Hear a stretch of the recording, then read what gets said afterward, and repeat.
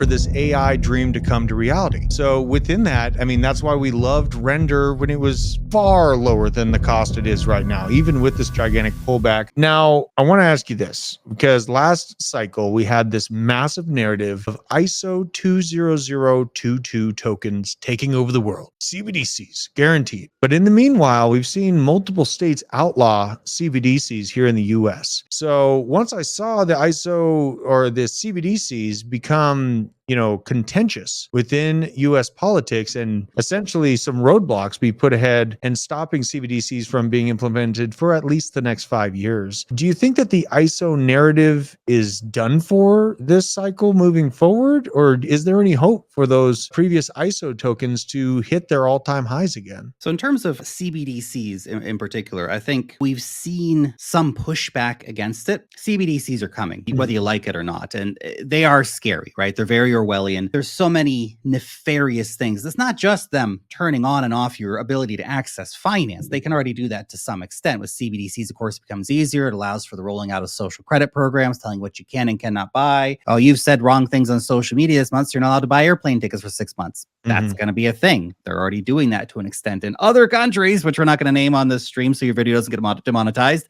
But you look and you see the potential for really nefarious stuff. Like, what if you could just be taxed immediately, right? Yeah. You do your transaction and they immediately tax it, right? Or how about this? What if they put expiry dates on your money? Yes. Your CBDCs are only good for 3 months. You either have to spend them on goods or you need to go invest them in the market, right? What a powerful tool that would be for governments to utilize to keep the velocity of their dollar moving quickly. Right. And that's a very key thing to keep in mind. And we have seen it tested out in a few places we won't mention on this because I don't want to get you demonetized or anything like that. I'm already in enough trouble with the algorithms, you know what I mean? Now, within this, I got to ask you, do you think that we're going to see all-time highs accomplished once again for HBAR, for Algorand? Are those tokens going to be able to reclaim those previous all-time highs? I'll come back to that in just one second. I just want to mention, too, is that even if you have some pushback in like USA, particularly right now around CBDCs, the people who really run things, the people behind the curtains, right? They are very patient. They know that all it's going to take is one crisis to roll. Oh, we have to introduce CBDCs because Russia's been attacking our banking infrastructure and we need to have this system in place so you can have your money. And we're going to save you with CBDCs. That's how they're going to get you at some point. Now, in terms of all-time highs for a variety of these different layer one protocols, my thesis has generally been with layer ones, you're going to have 3 to 5 layer ones that capture 90% of users, total value locked, etc. Layer two is going to be a similar situation. That's kind of, piggybacking off of Ethereum's success, but we're already seeing that right now. Base has got 50% of users, Arbitrum's got 20%, and Linea's got about 10%. So you already see the top 3 protocols have got 80% of users. The rest are fighting for the scraps. Doesn't mean that somebody else can't come up and get market share, but you see how it's already playing out. Now, in terms of some of these coins, whether it be Algorand or Cardano or whatever, look, there is a huge amount of competition out there. And the reality is that it doesn't matter how good your tech is, right? I've seen a lot of great tech come and go over the years. If you could not find the hype, if you could not find the narrative, if you cannot find apps that people actually want to use on your blockchain, you're going to struggle. You're going to struggle. And I know Algorand rolled out CBDCs with a few different countries, and I don't know where those went. I haven't really been paying very much attention to what they've been doing, but a lot of these coins, you have to accept the reality that a lot of these coins are probably not going to go back to their all-time highs, or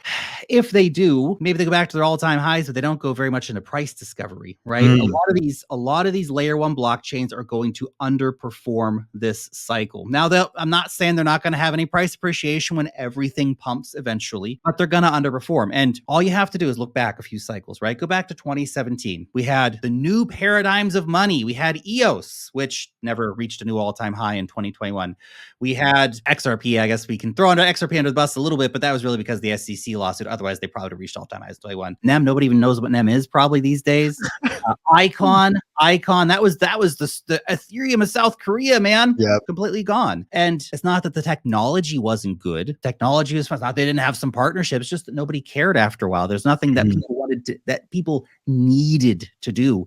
And even though something like Pump.Fun has been an absolute slaughterhouse and highly extractive from the space, the reality is that that was a killer app built on Solana that people wanted to go and use. It's true. It's true. And that user interface for Solana, including like Jupiter, Phantom, they have such easy doorways for people to get into. Now, getting out seems to be a little bit difficult for the average retail person to get out in profit. Now, on the Solana surge, I mean, these meme coins have really stolen the show. Do you think that meme coins and this influx of thousands of Solana tokens a day has killed the liquidity ability for these blue chip altcoins like ADA or Polkadot or Chainlink to really have a good upswing this cycle? Or is this just kind of a seasonal thing that'll simmer down and people will go back into more layer one type projects or RWAs? Like, is there another chance for meme coins to stop sucking all this liquidity away from people and we see this actually move back into the blue chips? At some point, yeah. I mean, look, people are only going to get slaughtered in the casino for so long. And actually, I don't even, Pump.Fun's not even a casino. It's just a slaughterhouse. You look at the numbers and it's just, your chances of losing all your money are basically like 99%. Like, you're much better off just going down to Vegas and putting money on black, because you're much more likely to actually come away with some money and maybe have a better time. Pump.Fun doesn't sound like a lot of fun to me. But look, a lot of these things are going to struggle. And again, we go back to that sort of with Cardano, for example. You look at, it's got a lot of people who really believe in the mission of Cardano, but on-chain daily active users, total value locked, number of projects actually deploying there, et cetera, et cetera. So there's no killer apps that people have to go and buy Cardano and go use. And used to be, you might think, well, look, everybody just wants to be on Ethereum virtual machine compatible stuff, right? But Solana proved that's not true. People will go to other blockchains. They don't have a problem with that. It's just that Cardano hasn't come up with anything that people can't resist yet. So